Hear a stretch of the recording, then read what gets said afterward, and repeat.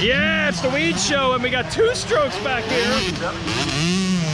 We're at Millville, Minnesota. It's an odd thing in Lucas Oil Pro Motocross where some tracks are referred to by the name of the track, some are referred to by the town they're in, and some are referred to by the state. For some reason, people will be like, yeah, it was a really good race in Colorado, round 2. That's Thunder Valley or Lakewood. Here, it's called Spring Creek. It's Minnesota, but everybody just calls it Millville, the town that it's named after. And why not? If people are gonna do it, you might as well embrace it. So we got Millville signs all over. It's Millville. That's what we've heard in motocross terms. What's happening, everybody? Now, over there is the famous Millville sand whoops. They're not that deep today. It'll be interesting to see how they turn out on race day Saturday. What's up? How you doing, buddy? Good. Good. Where's the whoops, dude? Hey. They're not that deep over there. Hey, do we get the award for farthest traveled? How far? Alaska. What? Yeah. Like how? Did you drive here? No. Flew. Took the day off for today. Really? Literally? All right, no one's beating that. Good to see you. What's happening? What's going on? Hey, okay, this is a good story here. So Brandon, wait, Share. Yeah, can you clarify that for Hope? Oh, forget it. Hope's hopeless. Share. Hope's hopeless. Okay, so Brandon, you're now a trainer at Club MX. Yep. You race Loretta's, you won a title, and then all of a sudden, next thing you know, you're racing for the team that you're one of the coaches and trainers for and actually doing well. Okay. Why are your standards so high? You went 21-21 at Redbud. Like, you made the motos. You went 21-21 and you got points last week. Yep. 17? 17-20. And that's only okay. He got a top 10 in the 450 class. Bro, Hey, that's where he put his standards. You got to meet that. he's retired. What's it been like? It's been good. Just getting used to racing lights class again. You know, it's a big difference. And then like 5 years off being in lights classes. Yes. Drastic. So as a trainer wise, it's working great. You know, everything that I was planning to come in and do, it's done it. You know? Yeah, 2 things are you learning things that you can apply for the riders at Club? Yeah. Okay. Definitely. Are there things you've learned now that you're more focused on riding technique and form and all that than when you were just racing that you're bringing out on the track? I hear that with some guys maybe already were into it. Yeah, I don't know. For me, technique was a big thing because I had horrible technique when I was coming up, so like I really had to focus on that to get better. Yeah. But no, it's just changing, and like as the bikes change and evolve, everybody changes. So every couple of years to be relevant as a trainer, I think I'm taking to another level racing. But like, you got to learn how they form and how they develop, and it's you know, can't get any better than hands-on. I'm gonna blow someone's mind here. Can you name something that you've seen over a 5 or 10 year span that has changed? Because we always hear people talk about it, but they never say anything specific. Can you give me one? One thing? What's that? Sitting further back. We discussed that. Oh, yeah, regular body position, we'd go over that a lot. Okay. Just general body position. Every couple of years, you see the riders. It was like when Tomac first went to Kehoe, everyone's like, oh, it brought the bike up, you can't turn it. Now it moved to the back, and it kind of fluctuates. People have moved to the back of the bike more than they were. It has to do with steering and handling. You look at jet riding, everyone was mentioning, oh, he sits so far back. I think it's, and we've talked about this a lot when I was at Club with him, it's like everyone seems to be sitting further back, and they're getting the bike to turn with the back. Yes. Could be something that's come from Villapoto. Villapoto had it, yes. It's a far way from Stu over the front of the Mars. Everything was front wheel, Yes. Interesting. All right, you're doing good. 17th, you're retired. Gosh. Okay, I did it. I found them. I found both Martins. Your old house is back there. Alex Martin, you're staying, your house is somewhere around there? We don't want to give away the exact details, right? Yeah. And Jeremy Martin, you live... About 25 minutes away in Rochester. Okay, so do you actually see each other? Well, in a normal year, if you're not hurt both, you'd probably be riding and seeing each other most of the time? Well, so I live in Florida now. He's in Minnesota. Yeah, but what about the summers? What about the summers? So, I'm up here for the summer in Minnesota. Yes. So it would be a pretty normal thing if you guys weren't into each other. Yeah, but it's actually been nice this year. I mean, we've both been hurt, so we haven't really been riding. So not annoying each other. We're supposed to be training together this summer, but there's not much training. It's just showing up and racing. I came up here in May and I was like, all right, we're going to ride and train together, and we both get hurt right away. Yes. You both twice this year got hurt on the same day. Have you talked about, I'll go to you, Jeremy, have you talked about the craziness of that? Absolutely. I don't understand it. Like, it's, you know, like I've gotten hurt 1 year and then like whatever, Alex will make get another year or two and then get hurt. But I mean, what are the odds, like both getting hurt twice in 1 year on the same day? And I'm not gonna lie, when I crashed and broke my hand Moto 2 at Thunder Valley, I'm just like, dude, how? You were thinking of that? Yeah, I'm like, how? Like, you know? Super weird. It was super weird. Because it looked like, look, I really thought there was going to be a Millville without either of the Martins. I already talked to you a little bit about it, Alex. Oh, dude, 26 days. This is quick. This is phenomenally quick to be back. And that wasn't really planned because of my number. That just that was amazing. Kind of happened now. Had to get on the bike in 26. Yeah. So you were thinking this was probably a goner at one point? For sure. Yeah. For sure. I honestly didn't think I'd race Millville until maybe a week and a half ago. And are you okay? Where are we at? Yeah, we're good. We're good. Okay. I wouldn't be lining up if we weren't good. All right. You got 30 plus 2 at least. Yeah. And then did you think, after leaving Colorado, I might not make Millville or anything? Yeah, like I really, you know, obviously I kind of have a list of things that are kind of bothering me right now. Yes. But I went and saw my doctor there at the Stedman Clinic, and we sat down and we looked at the schedule, we looked at everything, and he's just like, dude, honestly, like, let's put you in a cast. And I was in a cast for like 8 days. Yep. And then, you know, I cut it off and I tried to ride Thursday before High Point. But after just sitting down with the doctor, we looked at things and we were just like, you know what, like, your shoulder stayed in, that's good. And, you know, your wrist, you've been dealing with that for a little while now. So let's get the fingers healed. And if we can get back in action, you know, maybe you can make Redbud. And, you know, if the body feels like it gets better and better every week, great. And if not, just, you know, come in and we'll get you fixed up and get you ready for next year. Is it getting better? Yes. Okay. Slowly. Yes, slowly. Look, we're talking about there's been 5 winners in 5 rounds. I don't know how much you pay attention to this. I think you just kind of do your own thing. But could we see 6? I'd like to see 6. Is it like Southwick was tough? 6 is a good number. 6 is a good number. 26 days, number 6 could be 6. Southwick was a mess. You went down early in both motos. Yeah. But are you feeling good enough where you could maybe pull this off? Absolutely. Okay. I kind of feel like I have to, Alex or I have to like do a good show here at Millville. All right. You know, and then even if we do win, it's a home turf. But at least hope to God if we do win, you know, then they're like, we defend the backyard a little bit, you know? Yes, it was looking dicey for a while. We almost had both of you just standing on the fence watching. So let's talk about the pivotal role that this centrally located track that everybody liked. Wait, hold on. We found you guys. Dude, you guys have fun? The Weege Show. Yes. Everybody watch the Weege Show.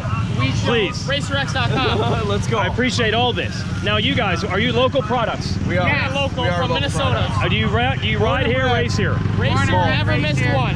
Never missed a national. Never. Never missed an action. All right, so I want to know this. We assume like everybody wants the Martin brothers to win, and we got both of them actually racing. Alex is even back. Or is it like that, or is it not Actually, like that? Cooper Webb's going to win tomorrow. Cooper Webb's going to win tomorrow. Cooper Webb or Eli Tomac. 450. Okay. My prediction, I'm thinking Hunter. bold prediction, Hunter Lawrence is definitely going to win 250. Definitely. I'm thinking Hunter. But the question is, Yes, okay. Weege, who are you thinking? What am I thinking? I think we finally see a good first moto Eli Tomac. Thank you. Which is all we need. And he gets a win. And You want to know everyone, my theory? Does he back up in the second moto? The second moto is not even a problem. Don't even worry about it. No, yeah, he's got that. He's got that. He's 4 for 4 in But second moto. you want to know what changes? What? Eli Tomac is the same rider. Yeah. The bike is the same bike. Yep. You know what changes? No, I want to know. So does he. The track. He loves this track. The rougher it track. gets. Rough track. Well, we're gonna find out. You might be the That's smartest guy here. I'm not on anything. Smartest guy here. Look, everybody. 450s race first tomorrow. They do. 450s race They first, do? then 250s. The track will be even smoother for their moto. This could be bad for Tomac. So that's our 450 story right now, right? That is the mystery that is Eli Tomac. We've had many Eli Tomac mysteries through the years, but he's managed to unearth another one, this bad moto, good moto thing, punctuated by an 8th at Southwick's Moto 1, which is one of his worst in this recent flurry of good second moto, bad first moto run. And his second moto there, I would argue, is the best of the second motos that he's had. Yeah, he won some other ones, but I don't think it was as good as last week. He had Ferrandis coming really hard after him at Redbud's second moto, for example. That wasn't the case last week. Ferrandis even said, even if my bike was fine, I wouldn't have been able to run with him. I just want to show you this sign. Howdy. I think that's cool. That's our distance to the other tracks in Lucas Oil Pro Motocross. Dylan Ferrandis has taken every obstacle that has been thrown at him this year, mostly bad starts, and it's not a problem. He got a good start, whole shot of moto at Southwick, and I know you would think, well, that's easy then, right? But it is different. We have seen many riders, when you're not a good starter, and then all of a sudden you get one.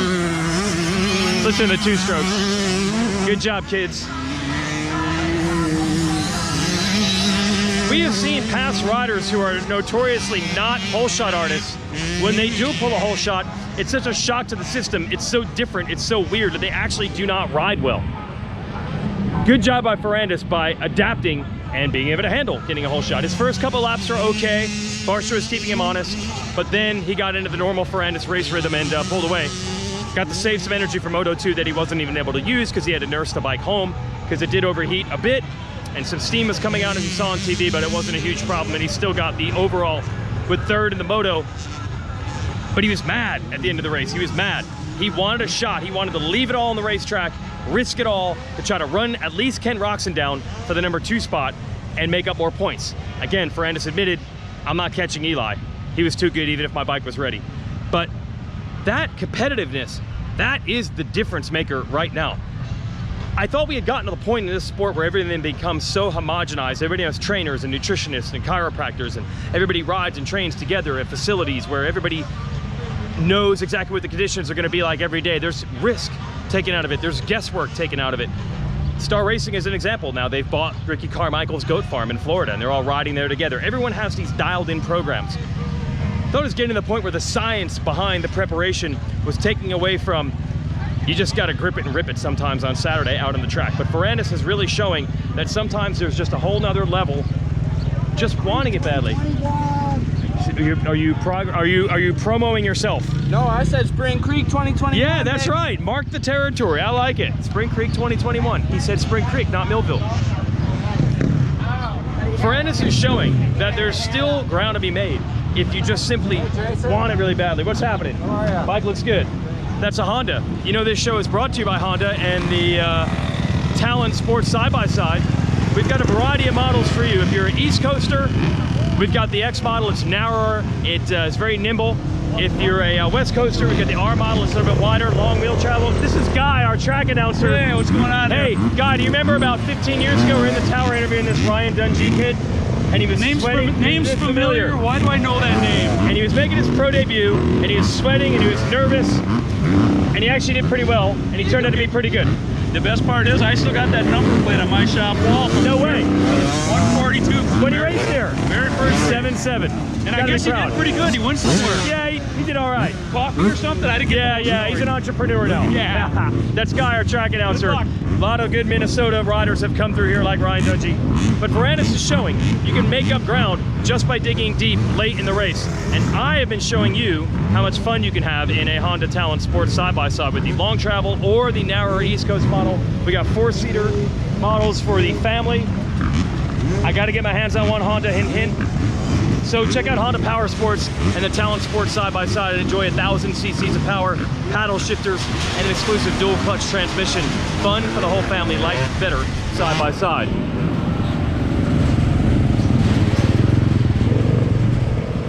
So now that Ferrandis has really established himself, and I mean really, he's won all but one race this year, and he's pulled a 19-point gap over Roczen, and then other riders in the standings have had their problems. A DNF in a moto for Plessinger has set him back. Eli Tomac is now up to third in points, but he's more than 50 points behind, and even Eli himself has said, until I get within around 25 points, I'm not even thinking title. I'm just going for broke and trying to win races. So realistically, right now, we only have 2 title contenders, Roczen and Ferrandis, and the last couple of weekends, Ferrandis has gotten the better of him.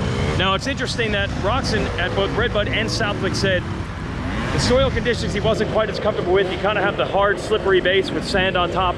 Be interesting. I think you could maybe describe this track like that to a degree. So we'll see if this one works better for Roczen. He needs to do something to turn the momentum around because Ferrandis has owned it so far. Got one more guy to talk to here. In the 250s, I don't have a credential. I got it. Well, I got it. It's just in my pocket. I know I look super professional. There we go. Just the credentials don't look good on camera. That's what they always tell me. In the 250s, Jet Lawrence has done a great job managing it and not having the bad race that I think they expect to see when you've got a 17-year-old leading the standings. But I think he's done so much concentration on the consistency thing that has opened the door for other people, and it certainly has. Now that we got 5 winners in 5 rounds, anything can happen. What is this, Jeff Canfield of MX Sports Pro Racing, what capacity is this person here in? Is this a rider or is this a team manager? Well, that's a good question. It is. We were just discussing ourselves. Oh, I think so. We were just discussing. Is this team manager Phil Nicoletti? I'm trying to make it so my guys don't get disqualified this weekend. Oh, you're just getting all the rules down. Kind of get some stuff brushed under the table, just in case something does happen. Okay. You know? I don't think most team managers are smart enough to do that. He's ahead of the game. No, but what you also got to understand is we're talking about New York too. Oh, the New York thing. He would help you. He would help you. Upstate New York thing. Yeah. Jeff's tried to DQ me a few times. No way. Oh, yeah. Oh, during throat slit gesture time and oh yeah. Oh yeah. Do you have the same New York temper he does? No. That day he did. That day, Yeah. That day, I gotta admit, that was the first time I'd ever lost my cool No way, with Phil. with Phil. Not surprised. Had it back and forth, but Then next week we talked it out and it was all good. cool heads prevailed. Yeah. How's your team, Phil? Your team. You're the team manager. Oh, the real team manager showed up. Oh, so you get puts to. inside. Oh, you even get a headset? Maybe if I'm worth You don't it, even know. hopefully. Oh, stop. I'll get one. How's your guy Troll? He told me this morning that you were ordering him around, asking for food. Where's my breakfast, Troll? Yeah, he comes to Huntersville when he rode for JGR. I cooked him dinner, breakfast, his laundry, you know, Okay. full on. His Airbnb. I show up here, he sticks me on a air mattress in the middle of the living room. Nothing, don't even have a blanket. Doesn't cook me breakfast, no coffee, nothing. So he owes you this. Yeah. You've done it for him before. Yeah, for 2 years. And I tried to do it to where he'll pay me back, nothing. Nothing. Okay. Treats me like a piece of crap. Yeah. You edited yourself for the first time. Good job. That's a team manager. He actually edited himself. And you're just leaving your rig running here, just idling out the gas. Phil Nicoletti, team manager. Hey guys. Team manager Phil. Let's lock it in. So I'm wondering, in the 250 class, as we look at the Honda tent, brought to you by Honda, the Weege Show, has Jet Lawrence been too consistent? Has he been so focused on avoiding the bad races and losing points that he has lost sight of winning the motos and really stamping his authority on the series? Because after he won round one with a big come-from-behind performance in Moto 1 and a really strong win in the second moto, I'm like, is this his series? Is this his series? Well, you can't say it's his series right now. He's just the points leader. But if you're Hunter Lawrence, if you're Justin Cooper, if you're, heck, who knows, maybe even Jeremy Martin, who's racing this weekend, certainly if you're, how am I gonna edit that? Gosh. Certainly, if you're RJ Hampshire, you're thinking, I've got the speed to win right now, and it's pretty even across the board. It's certainly fun to watch, but I think it's really pivotal. Jet's got to try to reestablish himself because that points lead has been shrinking. Justin Cooper is way faster than he was at the beginning of the series. Hunter, on that 41 after the 1-1 at Southwick, his confidence has got to be just boiling over. Gonna be an interesting take. 1 second, Erik Kehoe, let me ask you this. You're on the verge of having two brothers battling for a title, racing for the same team, pretty rare. How are you gonna manage that, man? Is it cool? Are we good? Yes. Are we good? No, we're good. We're good. They're okay. having fun. They're keeping it fun, and that's good. It's pretty amazing. Like, we don't get that situation. First of all, just to have two teammates seriously battling for it, and they happen to be brothers. Yeah. A different dynamic, and we're learning too. Obviously, this year with them, you know, bringing the 250s on board, and it's been fun. Big learning experience for everybody. Well, yeah, because a lot of the staff came over, but not all of it. I mean, you're involved to a degree you probably were not before, right? Yeah, correct. Yeah. But yeah, their main staff from Geico came over. Yeah. And they've been a huge help. So it's been good. We got some momentum. We got to keep it going. Do you get pats on the back? 1-3 in the series, a bunch of wins. Are they like, Erik, good job with the 250s? It's good camaraderie with everybody right now. Okay. Yes. I mean, we've had red plates in both classes so far this year. It's been good. All right. That's Erik Kehoe, who used to race here at Millville, and who knows, they could have 2 championships with the Honda this year. But like I said, Jet's left the door open. He was very consistent. He's avoided the bad race, but it's allowed other riders to win motos and really get their confidence up. That 250 class is back to being fun and unpredictable, just like it usually is. We just had to get some new names established and get the ball rolling for them. That's our Weege Show from Millville. Enjoy it. We'll see you tomorrow.